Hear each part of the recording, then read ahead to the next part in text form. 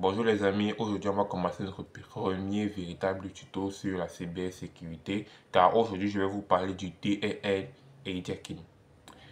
En fait, qu'est-ce que c'est? DLL en abrégé Dynamic Link Library vous permettra d'injecter du code malveillant dans une application qui est déjà installée chez la victime. Lorsque l'utilisateur va donc charger cette application, donc ouvrir cette application, le code malveillant va donc s'exécuter en chargeant les composants de l'application en question. Ce charger et donc charger également notre DLL malveillant. Donc reste avec nous et je te montre tout de suite comment faire pour réaliser du DLL hijacking et prendre le contrôle de ta victime. Bien, étant sur mon Kali Linux, qui est en machine virtuelle, je vais ouvrir une fenêtre de terminal directement sur mon bureau. Voilà. Je vais taper sudo pour entrer en mode admin. Je mets mon mot de passe. Parfait. Maintenant, on va télécharger MSFPC, comme ça. Vous pouvez aussi le retrouver directement sur GitHub. Je mettrai le lien en description. Vous pouvez soit télécharger avec la commande git clone. Donc, si je fais ça, j'ouvre une nouvelle fenêtre de terminal. Je tape git clone, je colle. Là, ça ne marche pas parce que le répertoire existe déjà. Vous pouvez également utiliser apt install. Voici ça, apt install.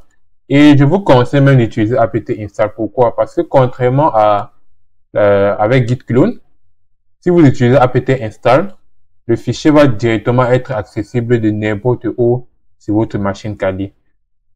Par exemple, c'est MSFPC. Vous voyez que c'est directement accessible sur la barre de recherche et c'est également accessible via un terminal. Bien, revenons donc sur notre terminal. On va taper MSFPC, DLL parce que nous faisons une attaque DLL. Je prends maintenant mon adresse IP.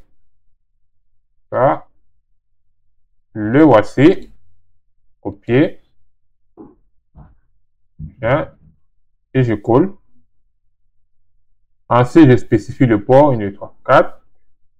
Je mets reverse page TCP. Parfait. Vous allez voir, ça va directement s'installer sur mon bureau. Je prends dans Enter et le payload en DLL se crée. On attend, ça va créer un deuxième fichier. Parfait. Si je tape ls, nous pourrons voir nos deux fichiers juste ici là. Mais Windows Meterpreter, blablabla, c'est un peu trop long. Donc on va le renommer, clic droit, renommer, voilà, en yantech.dll et on va le renommer en CPL. Je vais vous expliquer pourquoi. En fait, on renomme en CPL parce que c'est l'extension de fichier de configuration sur Windows. Donc, lorsque vous ouvrez le panneau de configuration, vous avez .cpl. Si, par exemple, vous tapez ici Windows R CPL, non, le contrôle panel, bon, il y a c'est l'abrégé. Enfin, bref. Voilà. Et nous avons également un fichier dll.rc. Je vais faire un petit clair. Si maintenant je tape msf console-r et je mets ça enter. Pourquoi un fichier .rc? En fait, le fichier .rc permet de ne plus retaper les commandes sur msf console pour lancer l'exploit. Ça le fait automatiquement. Donc, ça va directement mettre le hello sur lport et lancer l'exploit. Nous allons voir ça. On fait un peu sa charge. Voilà. Déjà, comme vous pouvez le constater, ça a mis le payload Meterpreter reverse TCP automatiquement. Le LHOST, le L port, exit en session, et tout.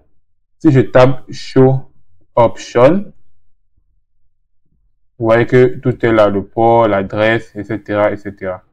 Bien.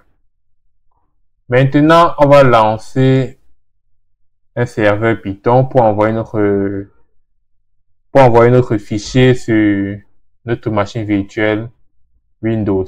Donc, Python 3-m http.server 8000. Lance. On part sur Windows. Okay. Problème de taille. Ça. Puis je fais ça. Voilà. Maintenant, j'ouvre mon navigateur. Je tape l'adresse IP 188.168.1.184. 2 points le port. Et j'appuie Enter. Maintenant, je cherche mon fichier .cpl.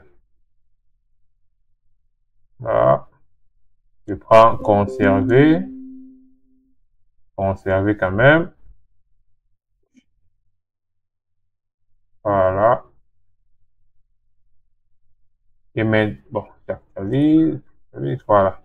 Et maintenant, je lance le fichier. Maintenant, exécuter. Vous allez voir que ici, là, absolument rien ne va se passer. Or, pourtant, je suis en train de récupérer la session ici. Bitter session 1 open. Ça va se lancer. On peut attendre un peu. Bon. Parfait. Maintenant, c'est fait session-l. Là, je vois que j'ai récupéré la session desktop avec l'adresse 192.168.1.185. Là. Si je tape session-e 1, donc l'ID de la session. Et là, je suis connecté. Là, je peux taper la commande help pour voir toutes les informations. Si je prends get system, là, il faut le privilège admin. Bon, on va passer cette étape. Si je tape par exemple webcam, je vais tirer le 8, non, c'est pas là. Voilà, stream. Bon, oubliez que je suis en machine virtuelle. Bon, quelle autre commande on peut tester? Par exemple, ici un peu ifconfig. Ah, voilà. Je donne tous les infos sur son adresse IP24, etc., etc. Je tape get info. Non, c'est pas ça. Bon. On a plusieurs commandes. On peut même entrer dans le shell, donc dans son shell à lui. Ici, je tape ls. Non, c'est pas la commande. Attendez une minute. Voilà. Et là, on obtient tout ce qu'il y a dans le répertoire. Bon, ce sera donc tout pour ce tuto. Maintenant, vous êtes capable de lancer une attaque à DRL jailbreaking. Ne faites pas ça sur une machine sur laquelle vous n'êtes pas autorisé. Et je vous remercie d'avoir écouté ce tuto. Si vous avez des préoccupations, vous pouvez bien évidemment m'écrire en commentaire. Et si vous avez aimé cette vidéo, n'oubliez pas donc de liker, de commenter et surtout de partager. Ça m'encourage beaucoup à continuer d'autres vidéos. Sur ce les amis, on se dit à la prochaine. Ciao!